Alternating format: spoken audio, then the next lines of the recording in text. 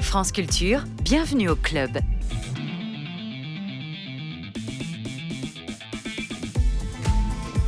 C'est un article que j'ai trouvé dans le Courrier international, repris de Business Insider UK par Julia Black, intitulé « Rencontre avec ces hipsters de l'eugénisme qui veulent changer l'avenir de l'humanité ». Alors, Simone et Malcolm Collins ressemblent à des personnages de série. Lunettes à monture apparente, rondes pour madame, rectangulaires pour monsieur.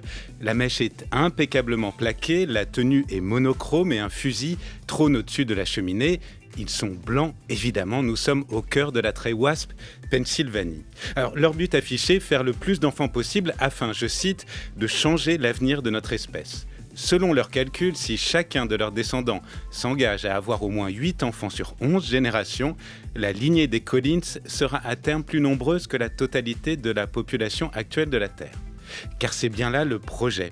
Repeupler la planète, mais pas avec n'importe quel gène, car pour éviter l'effondrement de notre civilisation, les Collins veulent offrir à notre humanité une élite génétiquement sélectionnée pour la guider. Éduquée, riche, hygiéniquement irréprochable et blanche, évidemment. Nous sommes au cœur de ces fortunes très politiques dont la figure de proue est Elon Musk, qui a déjà eu 10 enfants de 3 femmes différentes.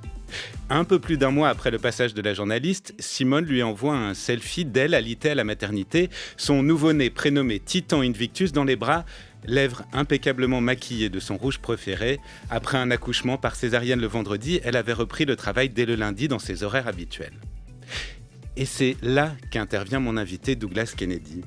Dans cet interstice minuscule entre l'avant-dernière et la dernière phrase de cet article, pour raconter cette folie de l'intérieur. L'humanité ou l'inhumanité, pour imaginer un passé à ces personnages, leur inventer une histoire, pour rendre sensibles des faits et ainsi nous les rendre accessibles, car seul un auteur peut raconter ce qu'un journaliste ne peut pas dire.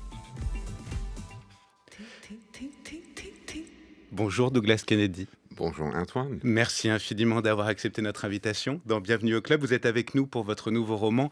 C'est ainsi que nous vivrons aux éditions Bellefond. Et j'indique à nos auditeurs que vous serez présents pour les 3 jours du Festival Étonnant Voyageur, tout ce week-end à Saint-Malo. Alors, il y avait une expression, j'allais dire de mon temps, qui disait « la réalité dépasse la fiction ». Et j'ai l'impression qu'avec cette histoire trouvée dans le Courrier international, on est même au-delà. C'est-à-dire qu'on est dans des gens qui veulent faire de leur réalité une fiction, vivre dans une fiction.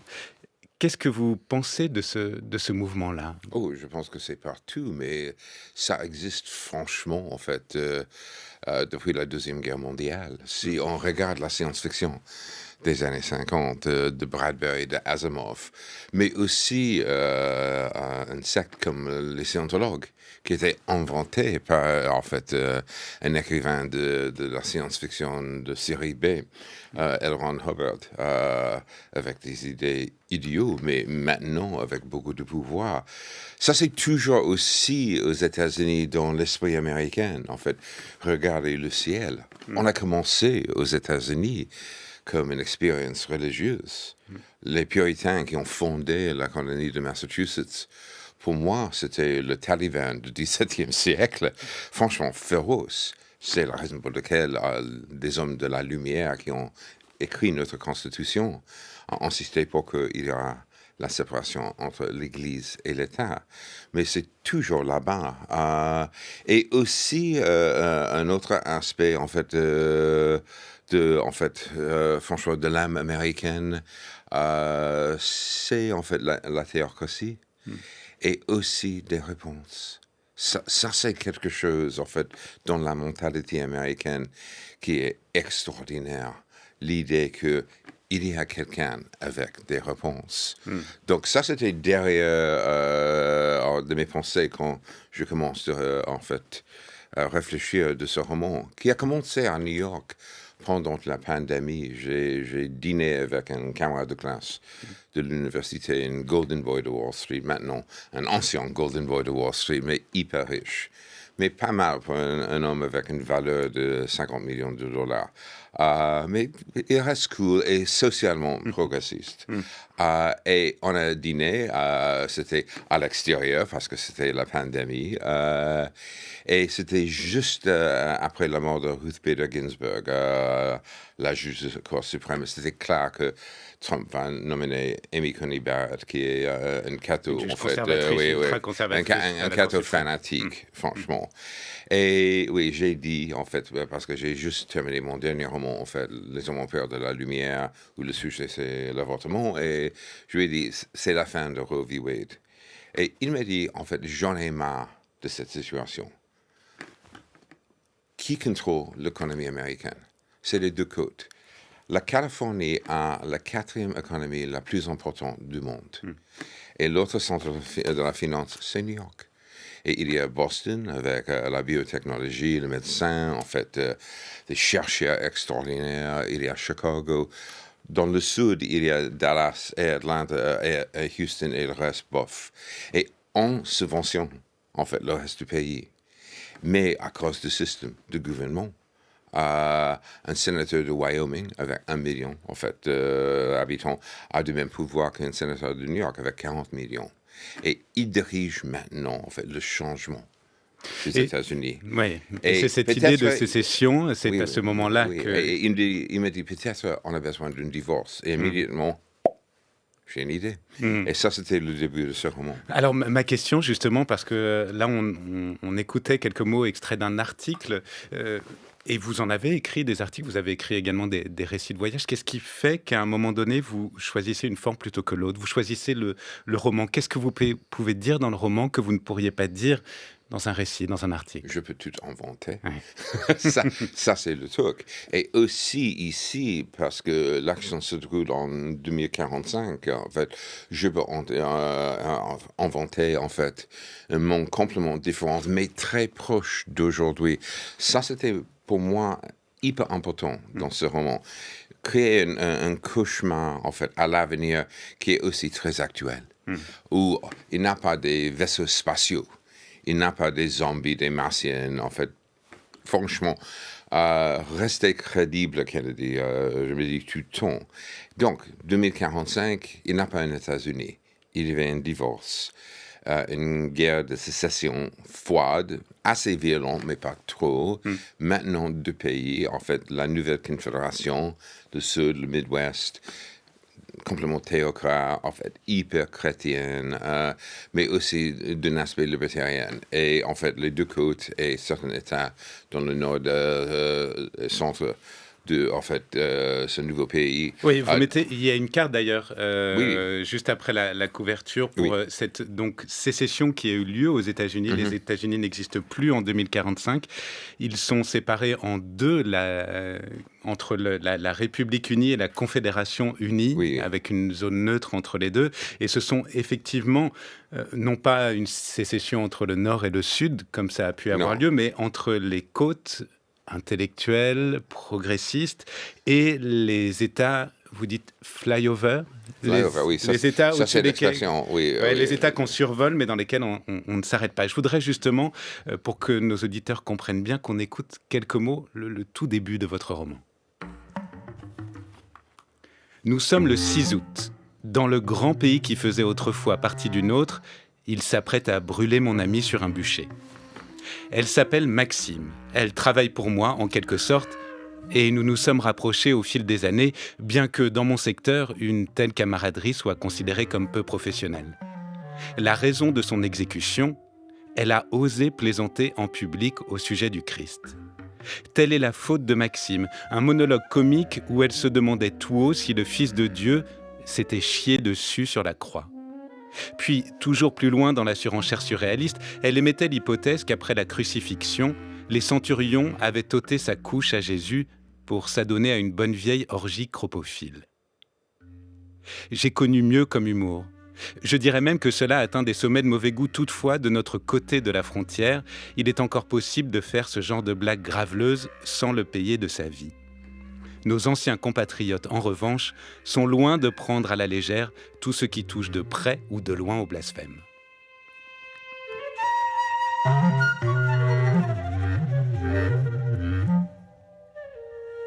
Voilà comment débute votre roman. On est tout de suite plongé dans cette situation que je vais essayer de résumer, mais vous allez m'aider.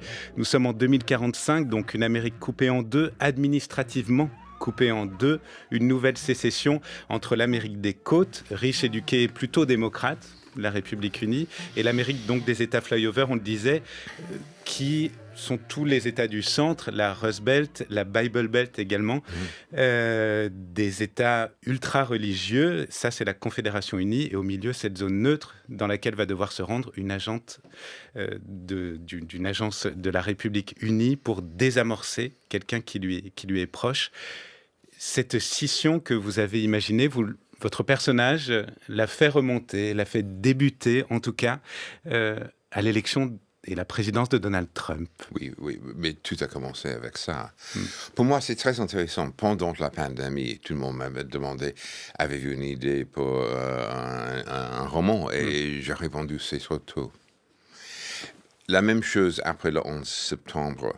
Pour moi, le résultat de l'11 septembre, 15 ans après, c'était Trump. Clairement. Et aussi Bolsonaro, Urban, en fait, Boris Johnson, etc., etc. L'extrême droite partout. Et pour moi, Trump est la frontière. Et le moment quand, en fait, les institutions américaines étaient vraiment menacées par un président. Et en fait, se soutiennent. Regardez les événements du 6 janvier 21. Extraordinaire. L'assaut contre le Capitole. Presque un coup d'État. Presque un coup d'État aux États-Unis. Et ça, c'était aussi un début pour moi.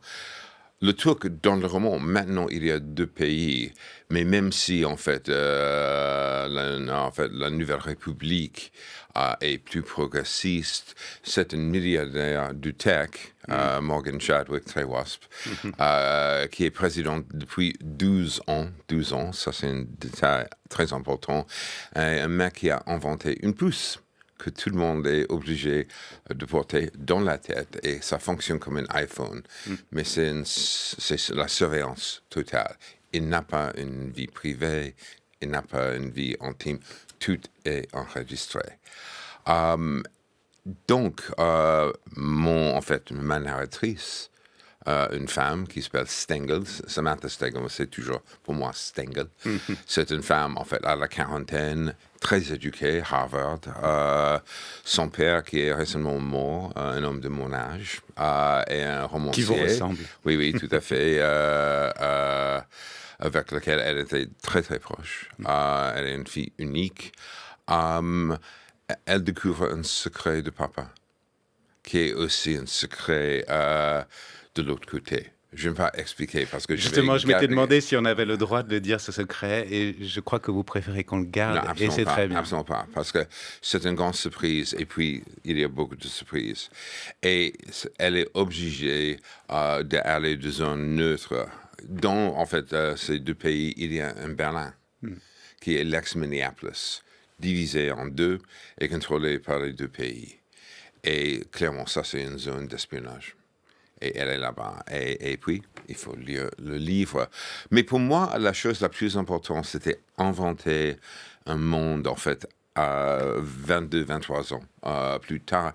Mais qui raconte aujourd'hui, qui incarne aujourd'hui complètement, c'est-à-dire justement cette scission, et vous la racontez donc entre des ultra-religieux et quelque part des progressistes fascinés par ce milliardaire de la tech. Et c'est peut-être ce qui est encore le plus intéressant dans votre roman, c'est-à-dire qu'on n'a pas des fanatiques religieux d'un côté et des gens rationnels de l'autre. Oui. On a des fanatiques religieux qui prient un messie ancien, celui de la Bible, et puis on a des fanatiques modernes qui prient un messie milliardaire de la tech, ce fameux Chadwick. Exactement. Et l'idée que, en fait, la Nouvelle République, même si le vernis est progressiste, l'éducation est subventionnée, la culture, en fait, franchement, en fait, il n'a pas de racisme, pas de homophobie, mais la vérité, il n'a pas de liberté aussi. C'est totalitaire light. Et ça, c'était pour moi très intéressant dans un monde. Et aussi, j'ai choisi 2045 parce que c'était 100 ans après la fin de la Deuxième Guerre mondiale. Donc 100 ans À la date anniversaire oui, du lancement de la bombe d'Hiroshima. Oui, tout à fait. Ouais. Exactement. Exactement. Et ça, c'était aussi très important pour moi parce que ce monde a disparu. Et pendant, en fait, la Deuxième Guerre mondiale, avec le fascisme partout, mais il y avait, en fait, le Royaume-Uni, il y avait aussi, surtout, les États-Unis. Il y avait, en fait, des pays, en fait, libres, mais en 2045, pas du tout. Et l'ombre de la Chine est partout. Pour moi, en fait, le siècle américain est fini. On est foutu. Honnêtement, en fait, c'est un peu comme le Royaume-Uni, en fait. Le Royaume-Uni, en fait, l'Empire a terminé, en fait, 1918, après la Première Guerre mondiale. Ça, c'était la fin de ça. Et pour nous, c'était Trump, clairement. Donc, presque. C'est la fin de l'histoire des États-Unis, Donald Trump, pour vous? Franchement, en fait, le rôle des États-Unis comme un grand symbole de la liberté. OK, clairement, on reste en fait le pays avec le pouvoir le plus fort, mais la Chine est juste à côté. Et pour eux, c'est un jeu d'échecs.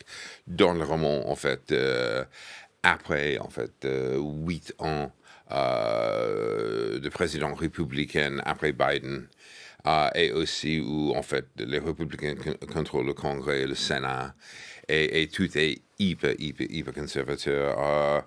Les Chinois testent, en fait, le gouvernement avec une invasion de Taïwan qui va arriver. Ça, c'est 100% sûr.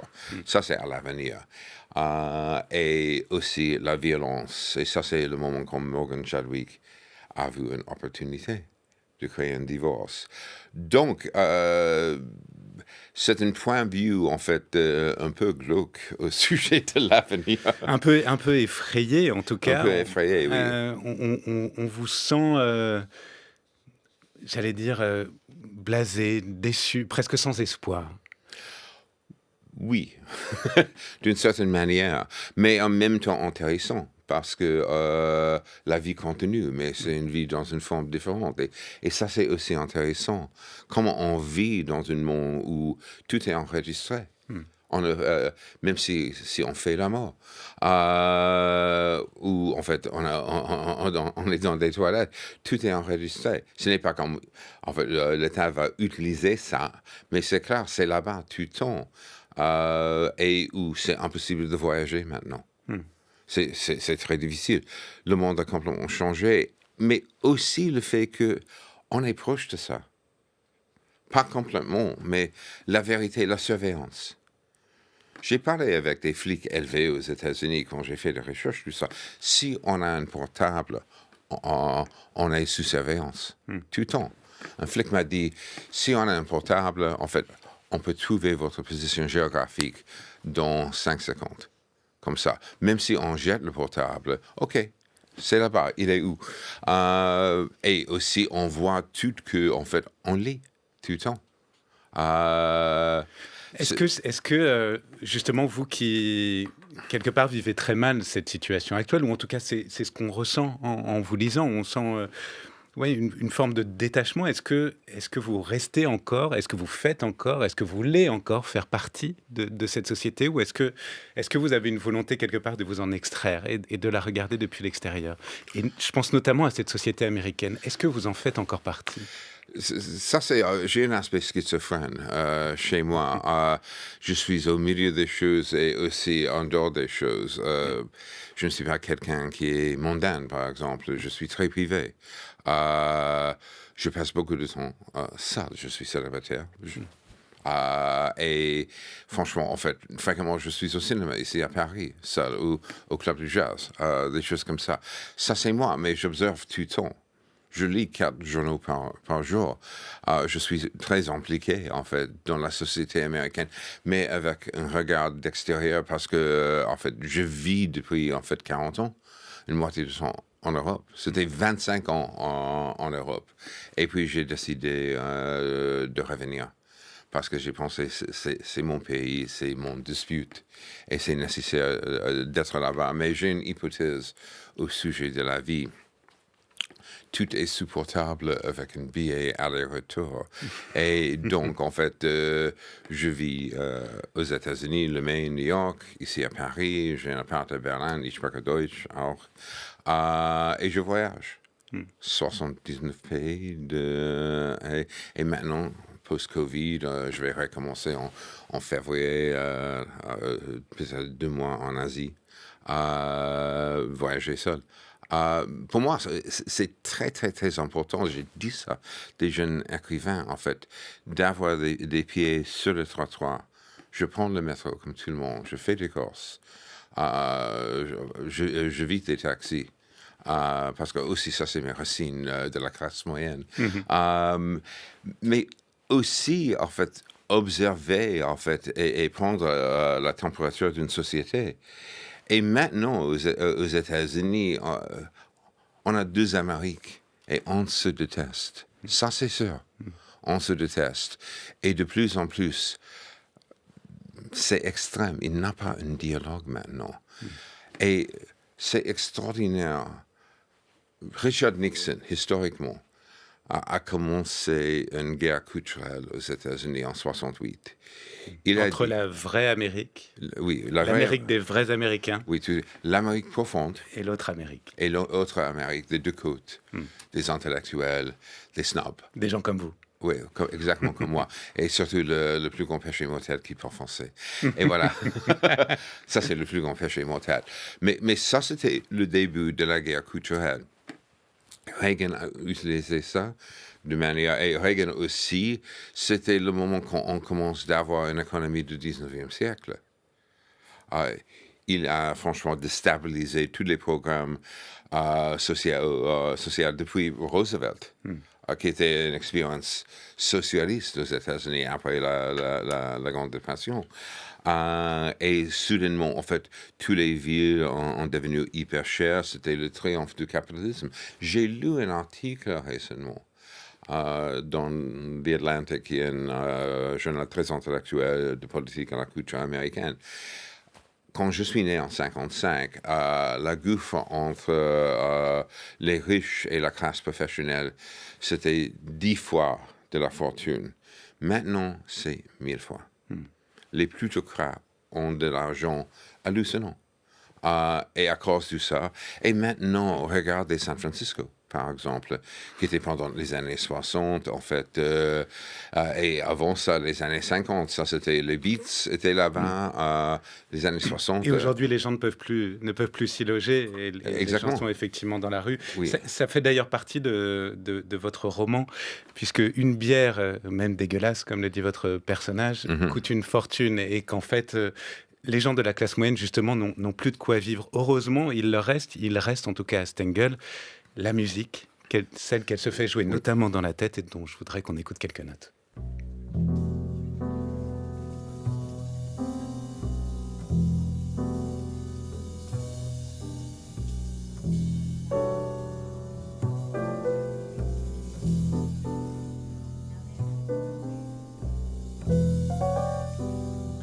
Vous disiez le grand Bill Evans, oui. Effectivement, enregistré au Village Vanguard, votre club de jazz préféré du monde entier.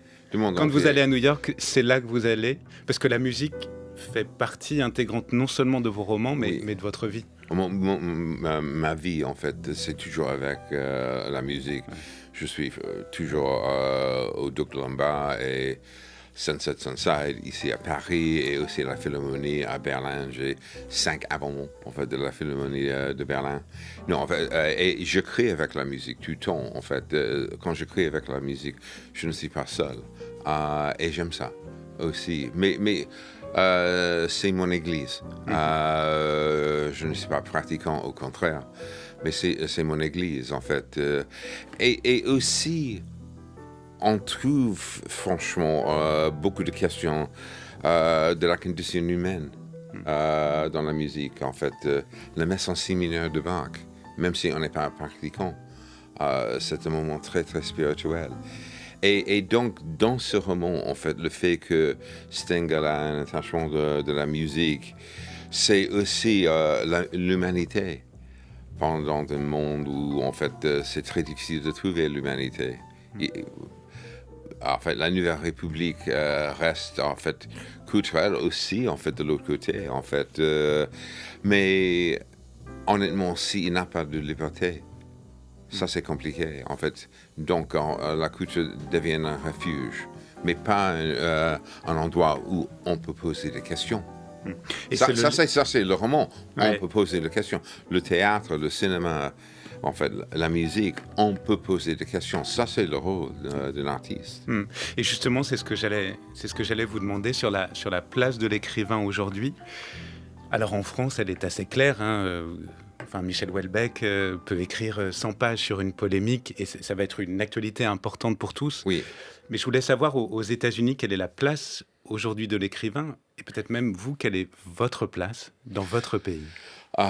Je ne suis pas si connu aux États-Unis comme ici. La France reste un pays des lecteurs et lectrices et c'est magnifique en fait.